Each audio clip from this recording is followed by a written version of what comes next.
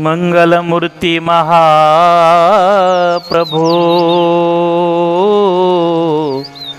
श्री सहजानंद सुख रूप भक्ति धर्म सुत श्री हरि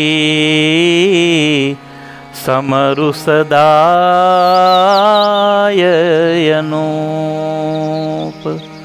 ओम श्री स्वामिनारायणाय नमो नमः। ओम श्री सरस्वत्यै नमो नमः। ओम श्री गुरुचरण कमलेभ्यो नमो नमः।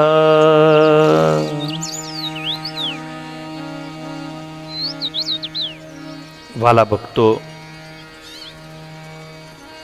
આપણે ગઈકાલની કથામાં ભગવાન કપિલ દેવના જીવન વિશે થોડીક જાણકારી પ્રાપ્ત કરી.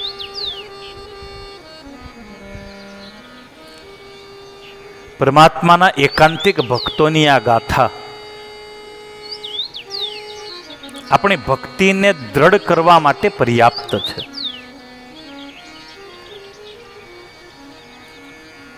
સંત નાભાજીએ 12 ભક્તોમાં ભક્ત પ્રહલાદજીનો પણ ઉલ્લેખ કર્યો છે.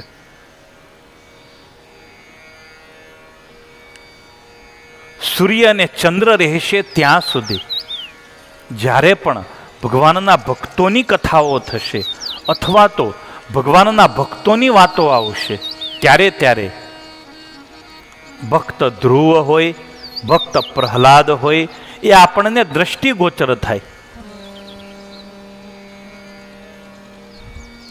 એક નાનકડું બાળક કેવી તત્પરતાથી પરમાત્માની આરાધના કરે છે. એક નાનકડું બચ્ચું નારદ જેવા ગુરુના યોગથી ભગવાનને ઓળખી અને કઈ રીતે પ્રભુને પ્રાપ્ત કરે છે. આ સુંદર કથા ભક્ત પ્રહલાદનું દિવ્ય ચરિત્ર સર્વવિદિત છે. માટે ચરિત્રમાં વિશેષ કોઈ પણ પ્રકારની છણાવટ કરવી નથી. આપણે સૌ ભક્ત પ્રહલાદના ચરિત્રથી સુપરિચિત છીએ, જેમના માટે ભગવાન નૃસિંહ નારાયણે સ્તંભ ફાડી અને પ્રગટ થવું પડેલું, જેની નિષ્ઠા, જેની ભક્તિ શ્રીમદ ભાગવતના 7મ સ્કંધમાં સ્વયં સુખદેવજી મહારાજે વર્ણવી. એવા ભક્ત પ્રહલાદજીના પાવન ચરણોમાં સંત નાભાજીએ વંદના કરી અને માગણી કરી છે, આપના જેવી જ નિષ્ઠા અને દ્રઢતા અમને પ્રાપ્ત થાવ એવી અમારી ઉપર કૃપા કરજો. આપણે પણ ભક્ત પ્રહલાદજીના પાવન ચરણોમાં વંદના કરીએ. ભક્ત પ્રહલાદ પછી ભક્ત જનકજી, એમનું સ્મરણ કરવામાં આવ્યું.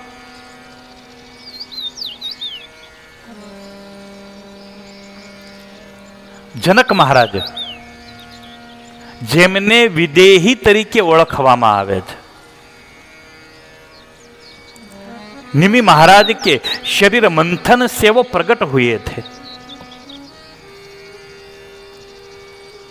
निमि महाराज एटले वशिष्ठ ऋषिना श्राप थी जेवो देह रहित थयेला. बहु सुंदर कथा सत्संगी जीवनना द्वितीय प्रकरण में भगवान श्री हरि पण वर्णवे छे. लोभथी माणसनी केवी अवगति ने दुर्बुद्धि थाय ए बाबत में महाराजे निमि अने वशिष्ठजी नी कथा कहेली. निमि राजा ने संतति नथी, परिणाम स्वरूप निमि महाराजे यज्ञ नु आयोजन करेलू. वशिष्ठ ऋषि ने पुरोहित पदे एमने स्थापेला, कारण वशिष्ठजी कुलगुरु छे. અને એ જ દરમિયાન દેવરાજ ઇન્દ્રનું પણ આમંત્રણ આવેલું. મહારાજ, મારે યજ્ઞ કરવો છે, માટે આપ પધારો. એટલે વશિષ્ઠજીએ ઇન્દ્રને પણ સમય આપ્યો અને નિમિ જનકને પણ સમય આપ્યો, પણ એક જ દિવસે યજ્ઞનો પ્રારંભ હતો. વશિષ્ઠજીને એમ થાય કે બે બાજુ દક્ષિણા સારી મળશે, એક બાજુ રાજા છે અને એક બાજુ તો સ્વયં દેવરાજ ઇન્દ્ર છે, એટલે જોવાનું જ નથી, પણ ત્યાં સ્વર્ગમાં વધારે દક્ષિણા મળશે. કરવું શું? વશિષ્ઠ ઋષિએ નિમિ જનક મહારાજને ત્યાં યજ્ઞનો પ્રારંભ કરાવ્યો. જનક મહારાજને ત્યાં યજ્ઞનો પ્રારંભ કરાવીને એમ કહ્યું, મહારાજ બસ હમણાં જ આવ્યો એમ કહી અને વશિષ્ઠજી સ્વર્ગમાં ગયા. ત્યાં ઇન્દ્ર પાસે યજ્ઞ કરાવ્યો, ત્યાં સુધી નિમિ નીચે બેસેલા રહ્યા. વશિષ્ઠજી આવ્યા નહીં, બહુ વાર લાગી, બહુ મોડું થયું. એટલે નિમિ જનક મહારાજે બીજા બ્રાહ્મણોને બોલાવી પોતાનો જે યજ્ઞ હતો એને પૂર્ણ કરાવ્યો. યજ્ઞની સમાપ્તિ કરી અને એટલામાં વશિષ્ઠજી પણ ઇન્દ્રનો યજ્ઞ પૂર્ણ કરી અને જ્યારે પાછા આવ્યા, નિમિને કહે છે ચાલો આપણે યજ્ઞ પૂરો કરીએ. ત્યારે નિમિએ એમ કહ્યું, મહારાજ મેં તો તમારી બહુ રાહ જોઈ, આપ ન પધાર્યા એટલે મેં બીજા બ્રાહ્મણોને નિયુક્ત કરી અને યજ્ઞની પૂર્ણાહુતિ કરી. બહુ મોટી દક્ષિણા ગઈ. વશિષ્ઠજીને જે લોભ હતો એ લોભ જ્યારે સંતોષાયો નહીં, એટલે લોભ થકી ક્રોધની ઉત્પત્તિ થઈ. લોભ થકી ક્રોધની ઉત્પત્તિ થઈ.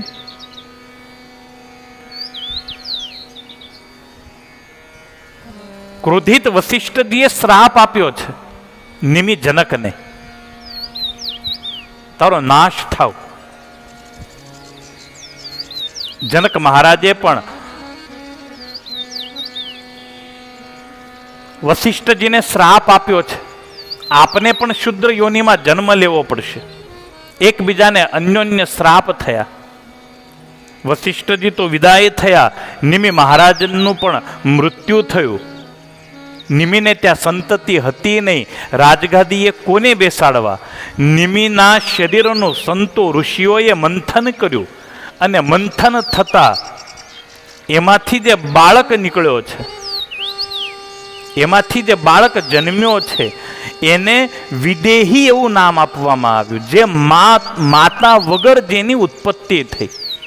આવો એક ઇતિહાસ આપણને પૃથુ મહારાજ, ભગવાન પૃથુ નારાયણ એમનો પણ જોવા મળે છે. અને જનક મહારાજ જે વિદેહી કહેવાતા, માતા વિના જેનું શરીર પ્રગટેલું હતું, માતા પિતા વગર પ્રગટેલા આ બાળકને એક વિદેહી નામ મળ્યું. અને પિતા નથી, જનક નથી, માટે એને જનક એવું નામ મળ્યું. અને એ મિથિલા નગરીના એ રાજા થયા. પરંપરામાં એ મિથિલાના જેટલા પણ રાજાઓ થયા એ તમામ રાજાઓ વિદેહી જનક તરીકે જ ઓળખાયા છે. તમામ રાજાઓ બહુ બ્રહ્મ જ્ઞાની અને ધર્મપરાયણ હતા. રામચરિત માનસમાં સંત તુલસીએ ઉલ્લેખ કર્યો, જ્યારે ભગવાન રામચંદ્ર મહાપ્રભુના લગ્નનો સમય હતો. પુર નર નારી સુભગ સુચિ સંતા, ધર્મશીલ જ્ઞાની ગુણવંતા, ધર્મશીલ જ્ઞાની ગુણવંતા, પુર નર નારી સુભગ સુચિ સંતા. આ વિદેહી જનક મહારાજના વંશમાં જ આગળ જતા વર્ષો પછી શિરધ્વજ નામના રાજા થયા, જેઓ જનક કહેવાણા, જેમના દીકરી આદ્ય શક્તિમાં જાનકીજી હતા, જેમના લગ્ન ભગવાન રામની સાથે થયેલા. શિરધ્વજના ભાઈ છે કુશધ્વજ, જેમની 2 દીકરીઓ થઈ, માંડવી અને શ્રુતકીર્તિ જેમના લગ્ન થયેલા ભરત શત્રુઘ્નની સાથે. આ પવિત્ર વંશ છે. એ વંશમાં જન્મેલા તમામ રાજવીઓ ભગવાનના એકાંતિક ભક્તો હતા અને લગભગ એ વંશમાં જે બાળક આવતું એવું કહેવાતું કે ગર્ભથી જ ભક્ત અને જ્ઞાન લઈને આવતો. માં જાનકીના પિતાજી હતા જેઓ જનક કહેવાતા, એમનું નામ હતું મહારાજ શિરધ્વજ. બ્રહ્મ જ્ઞાની હતા અને ભગવાનના પરમ એકાંતિક ભક્ત હતા. મહારાજ દશરથજી ભગવાન રામને ઘણીવાર એવું કહેતા કે જીવનમાં એકવાર જનક મહારાજના દર્શન કરજો. જો જનકના દર્શન ન કર્યા તો જીવનમાં કંઈ જ ન જોયું. તમે કલ્પના કરો એ વ્યક્તિત્વ કેવું મહાન હશે, જેના દર્શનની ભલામણ ભગવાનને કરવામાં આવે. ભગવાન વેદવ્યાસજી એમને ત્યાં દીકરો થયેલો સુખદેવજી મહારાજ. દેવી ભાગવતમાં બહુ સુંદર કથા છે. સંસારમાં દીકરાને રસ નહોતો અને પિતા વ્યાસજીને એમ કે આ સંસાર અમારો વંશ વેલો આગળ ચાલે. દીકરાને બહુ સમજાવે છે, લગ્ન કરો લગ્ન કરો, પણ દીકરાએ ના પાડી. સંસાર અસાર છે, પરણવું નથી, પરણવું નથી. સુખદેવજી મહારાજને વેદવ્યાસજીએ એમ કહ્યું કે દીકરા એક કામ કરો, તમે જનક મહારાજને ત્યાં જાઓ.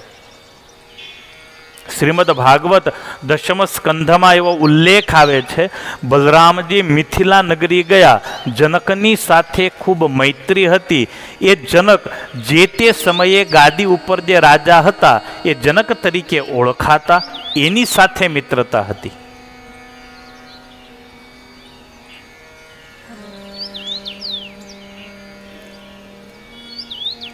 વ્યાસજીએ સુખદેવજીને ભલામણ કરી છે, નથી પરણવું વાંધો નહીં, પણ એક કામ કરો, મહારાજ જનક પાસે જાઓ અને જ્ઞાન પ્રાપ્ત કરો.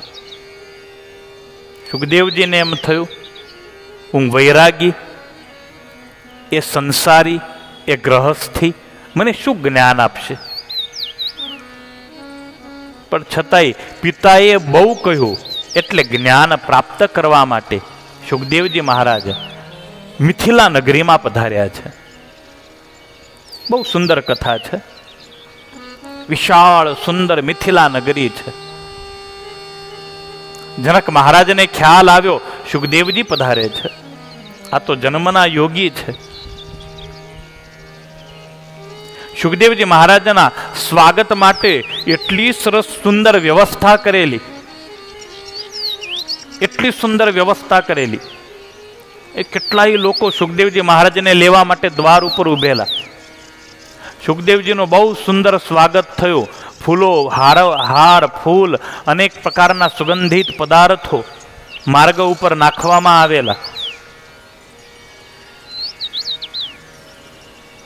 સુખદેવજી મહારાજ તો નિર્લેપ છે, યોગી છે. સુખદેવજીએ તો આંખો મીચી દીધી. એમાં સુખદેવજી મહારાજને કોઈ રસ હતો નહીં. સરસ મજાનો ઉતારો આપવામાં આવ્યો. એક સુંદર રાજમહેલ હતો. અનેક દાસીઓ સુખદેવજી મહારાજની સેવામાં ત્યાં મૂકવામાં આવેલી. સુખદેવજી મહારાજ કે બીજું તો બરાબર, પણ મારે જનક મહારાજ સાથે જ્ઞાન વાર્તા કરવી છે. બોલે આવતીકાલે, આજે આરામ કરો. સરસ મજાનો મહેલ છે. અનેક દાસ દાસીઓ, અનેક કુમારિકાઓ સુખદેવજી મહારાજની સેવામાં છે. પણ આ યોગી છે, પરમ યોગી છે. એને આ પદાર્થો સ્પર્શી જ ન શકે. એ કોઈની સામે ઊંચી દ્રષ્ટિ જ ન કરે. જનક મહારાજ પધાર્યા, પગે લાગ્યા, આગતા સ્વાગતા કરી, કુશળ મંગળ પૂછું. સુખદેવજીએ કહ્યું, મારે તો ઈચ્છા નથી, પણ મારા પિતાએ મને બહુ ફોર્સ કર્યો, જાઓ જાઓ ને જાઓ. સુખદેવજીને મનમાં એવું થયું કે હવે આટલા વૈભવમાં અને આટલી સ્ત્રીઓમાં રહે છે, આને કઈ રીતે સાધુ અને શાસ્ત્રો વિદેહી કે છે, આને કઈ રીતે બ્રહ્મ જ્ઞાની કે છે? હું તો ઠીક જન્મથી જ્ઞાની છું, પણ આટલા બધા લોકોની વચ્ચે રહી, સંસારમાં રહી અને જ્ઞાની થવું, વિદેહી થવું, આ તો અઘરી વાત. કાં તો જનક દંભ કરે છે અને કાં તો લોકોને સાચું સમજાણું નથી. જનક મહારાજને જોયા એટલે તુચ્છતાનો ભાવ છે. હશે હવે ઠીક, લોકો કે છે, બાકી હું ન માનું. ઘણીવાર આપણા મનમાં કોઈ વ્યક્તિ પ્રત્યે પૂર્વાગ્રહ થતો હોય છે, અને એ પૂર્વગ્રહ એ વ્યક્તિના સદગુણો આપણા સુધી આવવા દેતો નથી. એ પૂર્વગ્રહ એ વ્યક્તિના ગુણોને ઢાંકી દે છે. જનક મહારાજે આમંત્રણ આપ્યું, મહારાજ આવતીકાલે મારે ત્યાં ભોજન લેવા આપે પધારવાનું છે. સુખદેવજી મહારાજે સહર્ષ સ્વીકાર્યું, ભલે ચોક્કસ આપને ત્યાં ભોજન લેવા આવીશ. સુખદેવજી મહારાજ વિચાર કરે, હવે ભોજનમાં હશે શું? જોઈએ તો ખરા આ યોગી ખાય છે કેવું. બીજા દિવસે સવારનો સમય છે, પૂજા કર્મથી પરવારી અને સુખદેવજી મહારાજ જ્યારે નિમિ જનકને ત્યાં જવા નીકળ્યા